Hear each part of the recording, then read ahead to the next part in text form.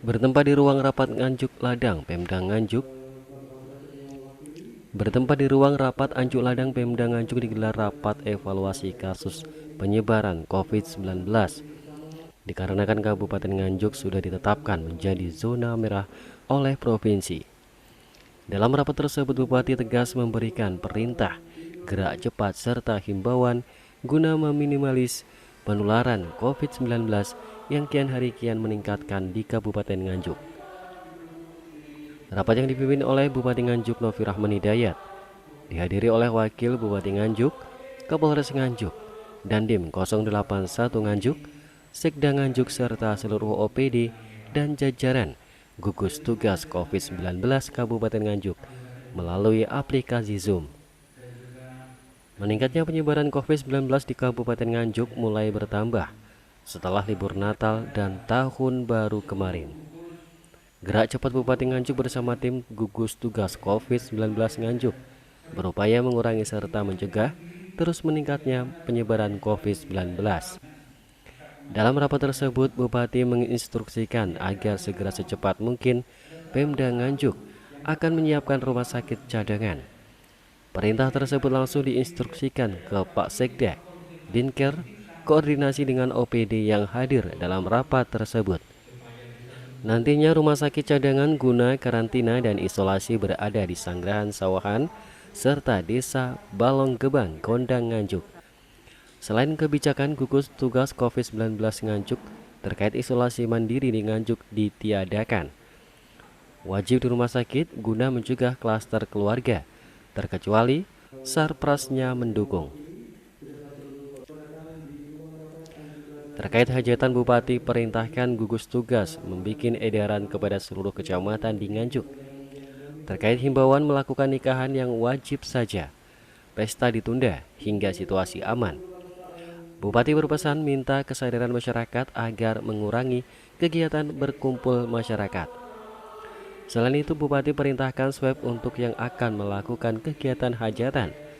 Bupati perintahkan gugus agar berkoordinasi dengan organisasi masyarakat dari Nahdlatul Ulama, Muhammadiyah, LDII dan lainnya agar meminimalisir kegiatan apapun yang bersifat berkumpulan massa. Untuk ibadah sholat, Bupati instruksikan betul-betul menjaga protokol kesehatan dengan jaga jarak, wajib memakai masker. Mengambil langkah-langkah strategis, langkah-langkah untuk penekanan penyebaran COVID-19 di Kabupaten Nganjuk, sebagaimana yang telah saya sampaikan tadi, apa saja keputusan-keputusannya, apa saja poin-poinnya, sehingga ini nanti bisa dilaksanakan bersama-sama oleh gugus, dan juga saya mengajak masyarakat untuk bersama-sama bisa bekerja sama dengan pemerintah mencegah penyebaran COVID-19 di Kabupaten Nganjuk. Nah, bagaimanapun juga tugas mencegah penyebaran COVID ini bukan hanya tugas kami gugus, tapi ini tugas kita semuanya.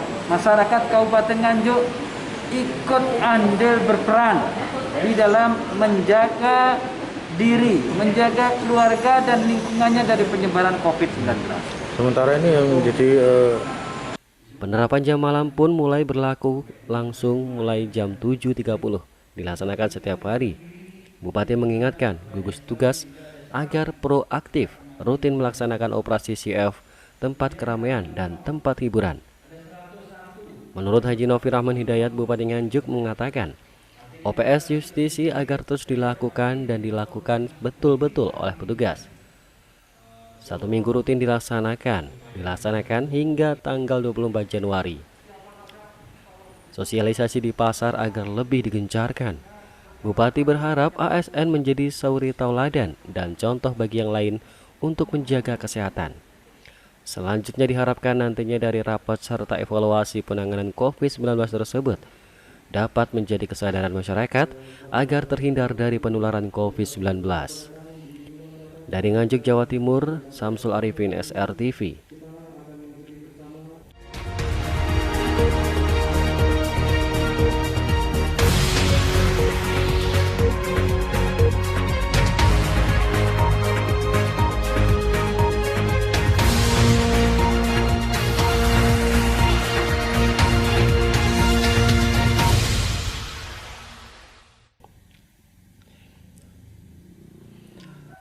Juru bicara Satuan Tugas Satgas COVID-19 Kabupaten Nganjuk, Dr. Hendrianto mengatakan, dari 1.642 kasus terkonfirmasi tersebut, 1.185 orang telah dinyatakan sembuh dan meninggal dunia ada 160. Sementara itu peningkatan yang cukup tinggi terjadi pada hari Jumat yang mencapai 230 orang dalam sehari. Penyebabnya yang pertama memang karena trennya yang meningkat. Dan kedua karena kita sudah memiliki kemampuan untuk tes PCR. Kemudian kita melakukan testing dan tracingnya sudah mulai.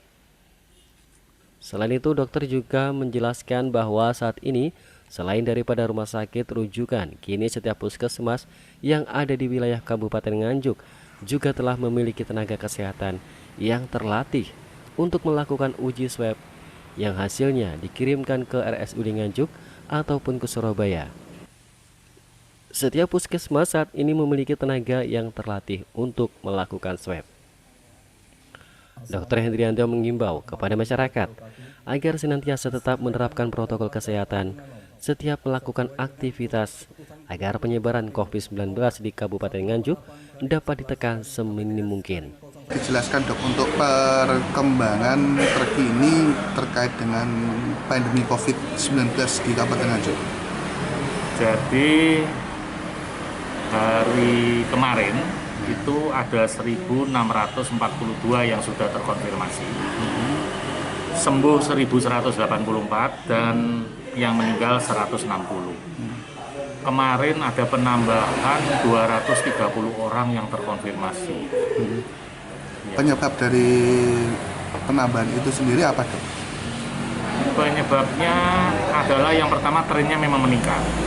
Yang kedua, karena kita sudah punya kemampuan untuk melakukan pemeriksaan PCR di RSUD Nganjuk. Kemudian kita sudah melakukan testing dan tracingnya ini lebih luas. Jadi selain rumah sakit rujukan, seluruh puskesmas yang ada di Kabupaten Nganjuk sudah punya tenaga terlatih untuk melakukan swab. Dan hasilnya dikirim ke RSUD Nganjuk, ke Surabaya, yaitu di BBTKL dan di Bepom. Ada himbauan dan untuk masyarakat Kabupaten Nganjuk kan terkait tingginya angka penyebaran COVID. Melihat angka yang cenderung meningkat, ini Bapak Bupati selaku Ketua Satgas Kabupaten menghimbau kepada seluruh masyarakat Nganjuk untuk disiplin menjalankan protokol kesehatan dengan 3M. Dari Nganjuk, Jawa Timur, Samsul Arifin, SRTV.